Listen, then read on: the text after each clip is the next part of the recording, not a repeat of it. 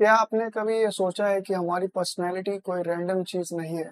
इसके पीछे proper logical reasons होते हैं and personality is not just about being an introvert और extrovert, it's way more than that. और अक्सर आप जब किसी से पूछोगे तो वो ऐसा कहते हैं कि वो इंट्रोवर्ट है या एक्सट्रोवर्ट है। ये एक ओवर सिम्प्लिफिकेशन है।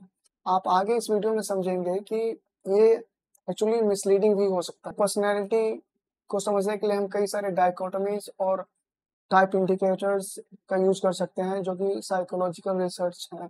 हम उन डेटा को लेवरेज करके खुद को बेहतर तरीके से समझ सकते हैं। वैसे तो कोई भी खुद को 100% नहीं समझता अनलेस वो जेन मास्टर हो। आई डाउट कि जेन मास्टर भी खुद को पूरी तरीके से समझते होंगे। वैसे भी हम इस वीडियो में खुद को साइंस और लॉजिक तक लिमिट करने वाले हैं, ताकि हम लॉजिकली खुद को बेहतर तरीके से समझ सकें और इससे हमें खुद को समझने में हेल्प होगी। नेसेसिटी है कि आप खुद को समझें, क्योंकि एक सिचुएशन में अलग-अलग लोग अलग-अलग तरीके से बिहेव करते हैं। कई लोग बहुत हाई प्रेशर को झेल लेते हैं और बहुत सारे लोग नहीं झेल पाते। एक्चुअली होना ये चाहिए कि आपको खुद को समझकर आप अपने सराउंडिंग्स को इस तरीके से ऑर्गेनाइज़ करना चाहिए, अपने स्केड्यूल को इस तरीके से ऑर्गेनाइज़ करना चाहिए कि वो आपको आपके पर्सनैलिटी के अकॉर्डिंगली आपको सर्व करें। हम सब काफ़ी डिफरेंट होते हैं एक-दूसरे से। इस वीडियो में मैं मेयर्स ब्रिग टाइप इंडिकेटर का यूज़ करने वाला हूँ, जो कि पर्सनैलिटी टाइप इंडिकेटर है।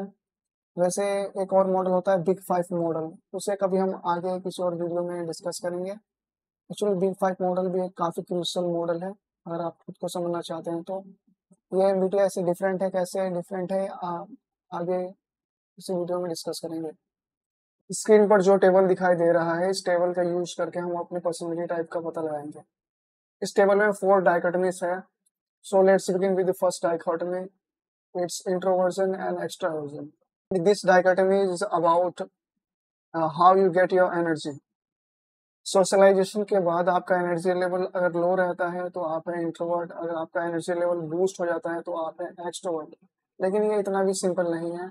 इंट्रोवर्ट्स के भी फ्रेंड सर्कल काफ़ी बड़े हो सकते हैं। ये एक मिसकंसेप्शन है कि इंट्रोवर्ट्स के फ्रेंड्स कम होते हैं, लेकिन टेंडेंसीज यही होती है इंट्रोवर्ट्स की कि उनके फ्रेंड्स कम हों। लेकिन बहुत सारे केसेस में ऐसा होता है कि इंट्रोवर्ट्स के फ्रेंड्स ज़्यादा होते हैं और बल्कि एक्सट्रोवर्ट्स के फ्रेंड्स ही कम होते हैं। ऐसा इसलिए है क्योंकि introversion and extroversion is all about how you get your energy. अगर आपकी एनर्जी सोशलाइज होने के बाद अगर लो हो जाती है तो आप हैं इंट्रोवर्ट। और इंट्रोवर्ट जिनके फ्रेंड्स ज़्यादा होते हैं वो भी सोशलाइज करने के बाद उनका एनर्जी लेवल लो हो जाता है। तो ये एक कॉमन मिसकंसेप्शन है कि इंट्रोवर्ट्स के फ्रेंड्स कम होते हैं। अगर आप एक्सट्रोवर्ट हैं आपके तब भी आपके फ्रेंड्स कम हो सकते हैं। It's about preference and tendencies. आपको पता है कितने परसेंट लोग खुद को इंट्रोवर्ट समझते हैं? Make a guess.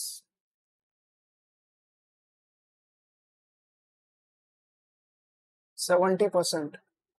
Actually introverts only 25 to 40% लोग ही होते हैं, लेकिन 70% लोग खुद को इंट्रोवर्ट समझते हैं। ये क्या डिल्यूजन है? I don't know. 25 से 40% का रेंज इसलिए है क्योंकि इंट्रोवर्जन अलग-अलग टेस्ट में अलग-अलग तरीके से डिफाइन किया जाता है।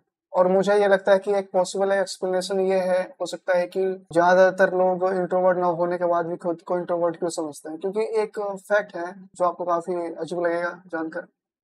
अबाउट 95 टू 99% जो हमारी मेंटल प्रोसेसिंग है, जो हमारे हेड के अंदर चल रहा होता है, उसको लेकर हमें कुछ अवेयरनेस नहीं होती। ये कितना अजीब है। लगभग 1 से 5% चीज़ें ही जो हमारे ब्रेन में चल रही होती है उसको लेकर हम कॉन्शियस होते हैं। बाकी चीज़ों को लेकर हम कॉन्शियस नहीं होते। फॉर एग्ज़ाम्पल मेमोरी, आपके ब्रेन में जो मेमोरी स्टोर्ड है, वो जब तक आप याद नहीं करोगे आपको आपके कॉन्शियस अवेयरनेस में नहीं आएगा। जैसे आप बचपन में किस प्लेग्राउंड में खेलते थे, आप किस तरह की चीज़ें खाना पसंद करते थे, अगर आप इन चीज़ों को रिकॉल करोगे तो आपके ब्रेन में शायद ये आ जाएगा। ये आपके ब्रेन में ही स्टोर था, लेकिन जब तक आप इसे रिकॉल नहीं करते, आपके ये कॉन्शियस अवेयरनेस में आता नहीं। तो ये एक अजीब चीज़ है कि 95 से 99% चीज़ें हमारे कॉन्शियस अवेयरनेस में नहीं होती। ये हमारे हेड में स्टोर्ड है लेकिन होती हैं। जैसे कि जो सेंसरी इन्फॉर्मेशंस है, आप अभी रूम में बैठे हो या आप कुछ कर रहे हो, आपकी जो सेंसेस जो इन्फॉर्मेशन कलेक्ट कर रही है, आप उन सभी को लेकर आपको अवेयरनेस होगी। अगर आप फ़ोकस करोगे तो आपको ऐसा लगेगा कि आज का टेम्परेचर ज़्यादा है या कम है, आपकी स्किन आपको बता देगी। लेकिन इसको लेकर हम हमेशा कॉन्शियस नहीं होते। वैसे ही हमारे लाइन ऑफ साइट में हमारे आंखों के सामने क्या है, अगर हम फोकस करते हैं तभी हमें हमारा ध्यान उसमें आता है, नहीं तो कोई चीज़ हमारे सामने होने के बावजूद हमें ऐसा लगता है कि वो शायद हमारे सामने नहीं है। तो ये सारी इन्फॉर्मेशन हमारे ब्रेन में चल रही होती है, लेकिन हम इसको लेकर अवेयर नहीं होते। तो मुझे लगता है कि लोगों के डिल्यूजन के पीछे ये एक रीजन हो सकता है। मैंने ये जो नंबर मेंशन किया 95 to 99%, ये कोई बीएस नहीं है, आप इसे वेरीफाई कर सकते हैं डेविड ईगलमैन की बुक इनकॉग्निटो में। डेविड ईगलमैन एक न्यूरो साइंटिस्ट एंड ऑथर है। एमबीटीआई 4 डाइकोटोमीज का यूज करके 16 डिफरेंट पर्सनालिटी टाइप्स को डिस्क्राइब करता है, और इनमें से कोई एक पर्सनालिटी टाइप आपका पर्सनालिटी टाइप है। अब हम 4 डाइकोटोमीज के हेल्प से अपने पर्सनालिटी टाइप का पता लगाएंगे। इसके लिए मैं कुछ सीरीज ऑफ क्वेश्चंस का यूज करूंगा, जो कि मैंने बहुत ही सेलेक्टिवली सेलेक्ट किया है, जिससे कि हम अपने पर्सनालिटी टाइप का इजीली पता लगा पाएंगे। जब आपको कोई अटेंशन देता है तो आपको कैसा लगता है?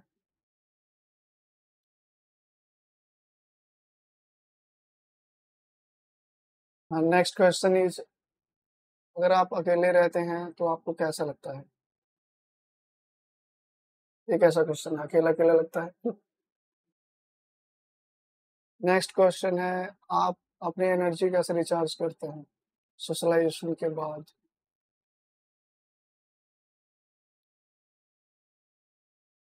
अगर आपने ज्यादा बार ए सेलेक्ट किया है तो आप सेलेक्ट करो आई, अगर आपने ज्यादा बार बी सेलेक्ट किया है तो आप सेलेक्ट करो ई।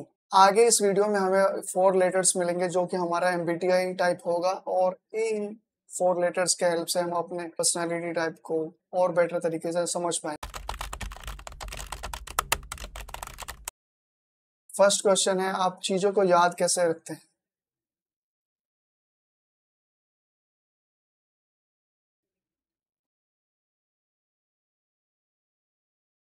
नेक्स्ट क्वेश्चन है, आप अपने प्रॉब्लम्स को सॉल्व कैसे करते हैं?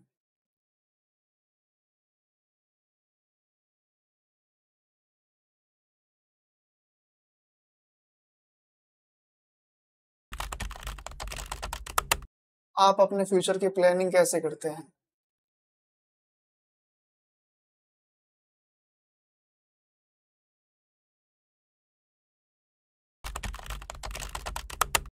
अगला क्वेश्चन है, जब आपको कोई स्टोरी बताता है तो आप उसे कैसे प्रोसेस करते हैं?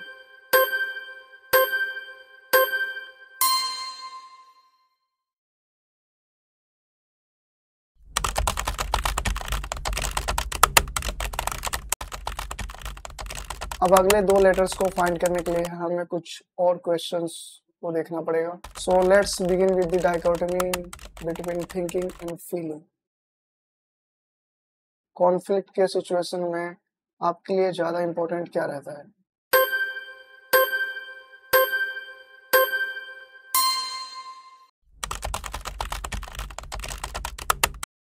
आप खुद को एक्सप्रेस कैसे करते, इमोशनली या लॉजिकली?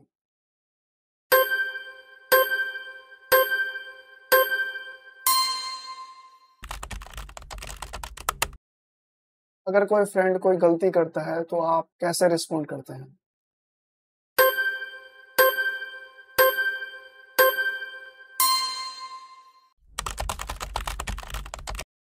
आपका जो डिसीजन लेने का तरीका है उसको आपके जो भी क्लोज लोग हैं वो क्या कहते हैं?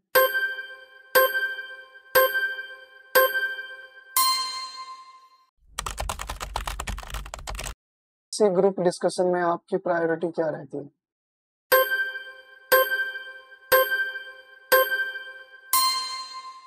अगर आपने ज्यादा बार ऑप्शन ए सेलेक्ट किया है तो आपके लिए है लेटर टी। अगर आपने ज्यादा बार ऑप्शन बी चूज किया है तो आप सेलेक्ट करो एफ। अब आपके पास 3 लेटर्स हो चुके हैं, अब बस हमें एक और लेटर चाहिए, उसके बाद हमें अपना एमबीटीआई टाइप पता चल जाएगा, उसके बाद होगा मैजिक। जो नेक्स्ट डाइकोटमी है, जजिंग एंड परसीविंग। एक्चुअली मुझे पता है कि आपका मोस्ट लाइकली परसीविंग ही होगा, यानी कि पी लेटर आएगा। How do you approach deadlines?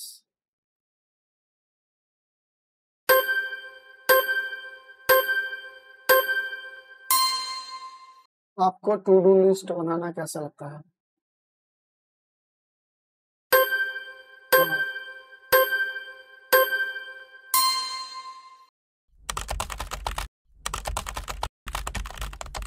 आप कैसे रिएक्ट करते हैं जब कोई प्लान अचानक से चेंज हो जाता है?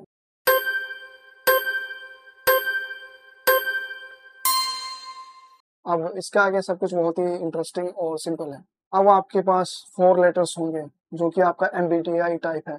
अब आपके पास आपका एमबीटीआई टाइप है। चलो आईएनटीपी के बारे में बात करते हैं। जिन सिचुएशंस में यूजुअली लोग लॉजिक नहीं लगाते, उन सिचुएशंस को भी आईएनटीपीस लॉजिकली इवैल्यूएट करते हैं। यहाँ तक कि कोई ऐसा सिचुएशन जिसमें लोग इमोशनली प्रोसेस करने की कोशिश करते हैं चीज़ों को, वहाँ पर भी आईएनटीपीस लॉजिक लगाना शुरू कर देते हैं। आईएनटीपीस नेचुरली क्यूरियस और ओपन माइंडेड होते हैं और ये अपने इंटरनल थॉट्स में बिजी रहते हैं यूजुअली। इस कारण से ये कोल्ड और एरोगेंट लग सकते हैं। अब चलो आईएनटीपीस के कुछ लेस इफेक्टिव टेंडेंसीज या वीकनेसेस के बारे में बात कर लेते हैं। आईएनटीपीस सोचते बहुत ज्यादा है, दे ओवरथिंक अ लॉट। आईएनटीपीस को प्लान करना पसंद होता है कि ये किसी काम को किस तरीके से करेंगे और यूजुअली ये अपने प्लानिंग में इतना बिजी हो जाते हैं कि प्लान को एग्जीक्यूट करना ही भूल जाते हैं। मैं स्टीरियोटाइप करने की कोशिश नहीं कर रहा हूँ, ऐसा हमेशा नहीं होता है, लेकिन आईएनटीपीस की टेंडेंसी रहती है कि वो ओवरथिंक करें। इस कारण से एग्जीक्यूशन में कई बार प्रॉब्लम आ जाती है। वैसे आईएनटीपीस काफी यूनिक सॉल्यूशंस के साथ आते हैं। आईएनटीपीस काफी डिटैच्ड से भी लगते हैं कई बार, लेकिन ऐसा हमेशा नहीं है। उनका एक सोशल सर्कल होता है, छोटा होता है और वो भी ह्यूमन कनेक्शंस को काफ़ी वैल्यू करते हैं। आईएनटीपीस इंडिपेंडेंट थिंकर्स होते हैं और इनको रूटीन फॉलो करना पसंद नहीं होता है। ये भी इनका एक वीकनेस हो सकता है। यूजुअली आईएनटीपीस खुद को अच्छे से एक्सप्रेस नहीं कर पाते इमोशनली। बाकी एमबीटीआई टाइप्स के कंपैरिजन में आईएनटीपीस रिलेटिवली रेयर होते हैं। अब चलो आईएसएफजे के बारे में बात करते हैं। लगभग 13 to 14% पॉपुलेशन आईएसएफजे है। आईएसएफजे ह्यूमन कनेक्शंस को काफ़ी वैल्यू करते हैं। ह्यूमन कनेक्शंस आईएसएफजे के लिए टॉप मोस्ट प्रायोरिटी है। ये काफ़ी अच्छे फ्रेंड्स होते हैं, यहाँ तक कि ये अपने नीड्स को भी सप्रेस करके दूसरों की हेल्प करते हैं। इनके लिए किसी को नो बोलना बहुत डिफिकल्ट होता है। अगर कोई इनसे हेल्प मांगे तो ये सबसे कमिटमेंट कर लेते हैं और इस कारण से इन्हें कई बार ऐसा होता है कि काफ़ी एग्जॉस्ट हो जाते हैं हेल्प कर करके।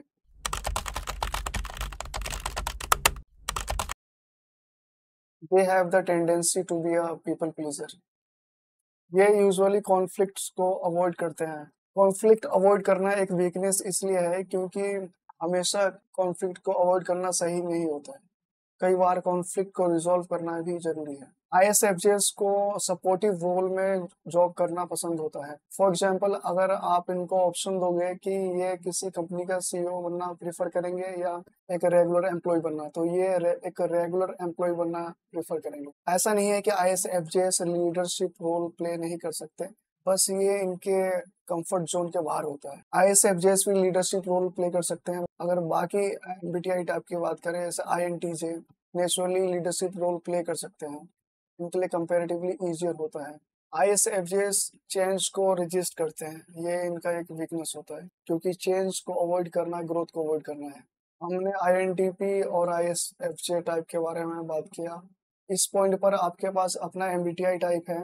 आप अपने एमबीटीआई टाइप के बारे में गूगल सर्च कर सकते हैं या चैट जीटीपी पर पढ़ सकते हैं। मैं आपको सजेस्ट करूंगा कि आप पहले अपना एमबीटीआई टाइप के बारे में चैट जीटीपी पर पढ़ें, फिर उसके बाद गूगल सर्च करें।